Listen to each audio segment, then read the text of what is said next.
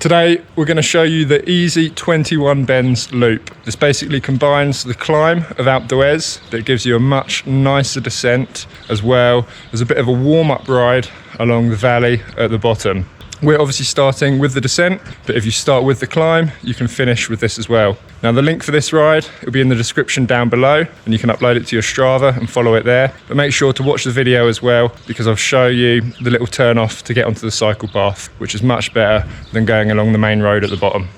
So you just begin the 21 bends descent as normal, and then once you pass bend 5, you're in the town of Huez.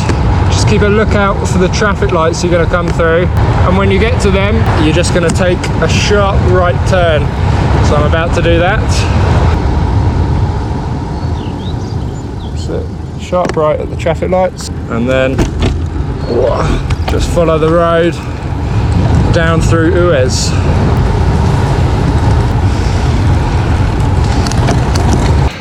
So taking that turning, it's going to bring you off the main descent, and you're going to come across this, the Pass de la Confession. It's a really quiet road. It's got absolutely awesome views.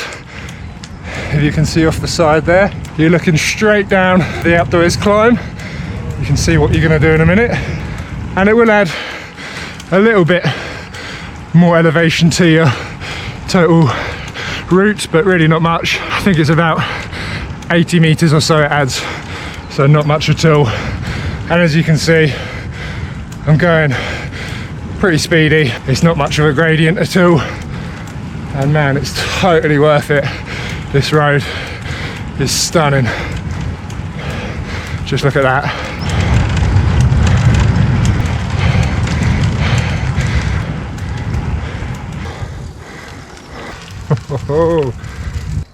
So you can see the valley down there where we're going to be going in a minute, and basically the cycle path is just going to follow right along next to that river and then pop us out right at the bottom of the climb out there. You just keep following this road. It's going to descend for a little bit before bringing you to the small village of Recula.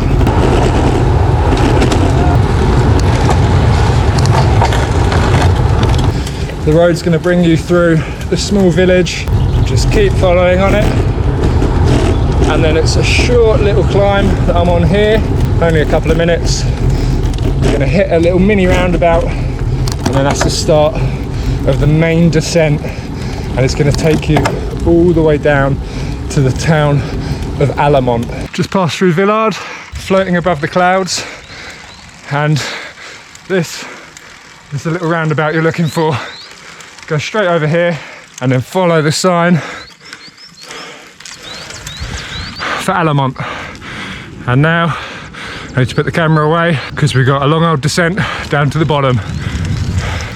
It's a really nice descent, this one. It's not quite as steep as going down Alpe du Zwift, down the 21 bends, and because it's a back road, there's not nearly as much traffic up here either. The clouds suddenly got quite dense. I can only see about 30 meters in front of me right now. We're almost at the foot of the descent. You can see the lake in Alamont. That's where they do the triathlon swim. If you were to go up the valley that way, that takes you to the Glandon, the Croix de Fer. But we're just going to carry on, keep going on the road, don't turn off it, and it's going to take you right down to the bottom. So when you finish the descent, just there, all you're going to do is take a left. You're going to cross over a bridge, over the river, and then right after, just take a left to find the cycle path.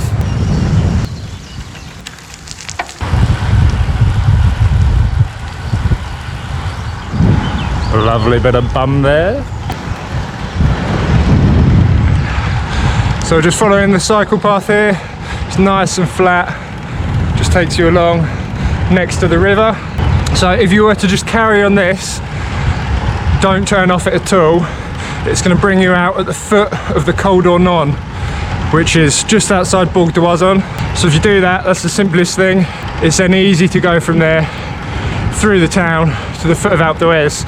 What we're going to do, I'm going to show you in a minute, there's a small bridge. It's just coming up ahead. The river forks into two, and if you take a left over that bridge, you can cut all the way right to the very foot of Alpe d'Huez.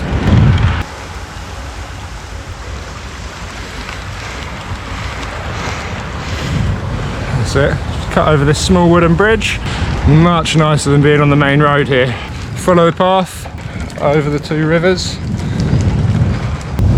When you're over this second bridge, take a right, and it looks like the path's about to run out, but then you'll see it's going to drop down to the left, and it's going to be the final turning that you need to make to get to Alpe d'Huez. Just down here, follow that, that's going to bring you to the foot of the bends. But as I mentioned, if you miss any of these turnings, just carry on the cycle path, and it's going to bring you out just over there at the foot of the Col d'Ornon, and it's easy to navigate your way to the foot of Alpe d'Huez from there as well.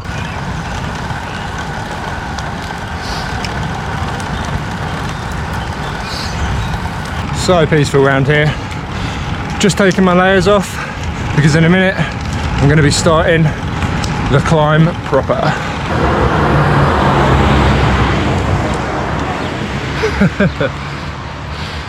Just come off the road and that's us right at the foot of the bends there. So we're just going to spin around, make sure we get the Strava segment.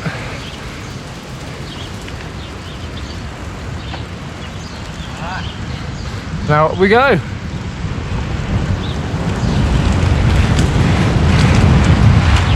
Whee! I'm gonna let Ollie pull away from me here.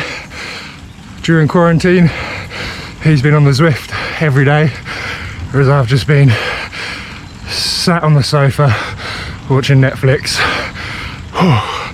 So if you're interested, I'm actually trying to do the 21 bends every day for 30 days at the moment, but as you can hear from my voice, I'm still struggling, and that's because I'm only on day 4 right now. Alpe d'Huez is known in France as le 21 virage, which means the 21 turns or the 21 bends, because there's 21 hairpin bends that bring you from the bottom of the mountain to Alpe d'Huez at the top, and they're all numbered from 21 at the bottom to number 1 at the top. That's me just going around bend 17 there, and the first few bends as you begin from 21 up to 16 are known for being that little bit steeper than the rest of the climb. You can hear I'm quite out of breath, but don't push it too hard here, because for the amount of extra energy you're going to expend, you're not really going to pick up that much more time. But when you get round past bend 16, as you'll see in a minute, it's going to begin to flatten out just a little bit. It's still obviously a climb, but you can start clicking up through the gears a bit, and this is where you're going to bring your time down. So I'm just approaching bend 16. You can see it there, flattening out a little bit. This is where we want to give it some beans. Saying that, I've not got much in my tank just yet.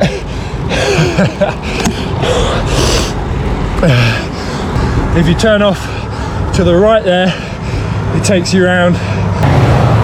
Sorry, just let that lorry pass. If you turn off to the right there, it takes you around the incredible balcony road, which takes you all the way to the foot of the Col de Sirène. That is one of my favourite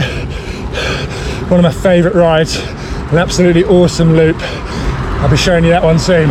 I'm at bend number 9 right now, and you can't see it today, but on a clear day, the view off the side here is incredible. Awesome view of the bends down below. But as you can see, I'm just pushing through a thin layer of cloud right now. The famous church at bend number 7, also known as Dutch Corner. This is where all those crazy fans from the Netherlands all gather and camp out in their bright orange shirts and have a big party over the Tour de France.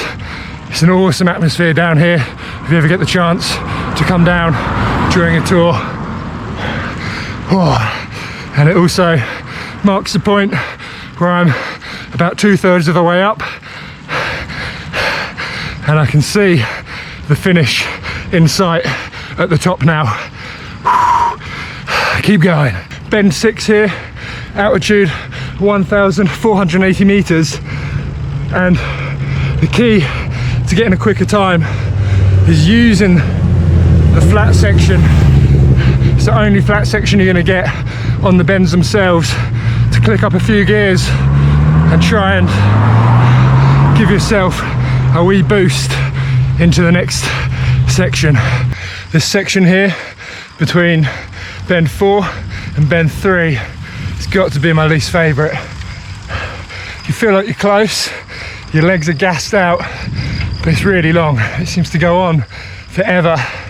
And on top of that, for some reason, as you come around this bit, you always seem to get hit by a bit of a headwind. Oh yes, we're close to the finish. I'm in between bend number 2 and bend number 1. And no matter how tired your legs are, you know you're close. Keep going, just that final push. Up into town, almost there. Oh, flattens out, another 10 meters. And that's it. Oh, across the line, and you're done. Back past the shop where we started. Guys, if you come out here, pop in the shop, say hello to me and Ollie, give us a wave. That's it. Thanks for watching. If you're coming out to Alpe du Zwift, I definitely recommend that you make that loop. It's super nice, a much better way of doing it rather than just coming straight up and back down the 21 bends. If you haven't already, please hit that like and that subscribe button, and follow me for more cycling content all around Alpe du Zwift and the Bourg d'Oisans area. If you've got any questions, just drop in the comments down below and I'll get back to you, and you can find all the information on this ride in the description just down below. See you next time.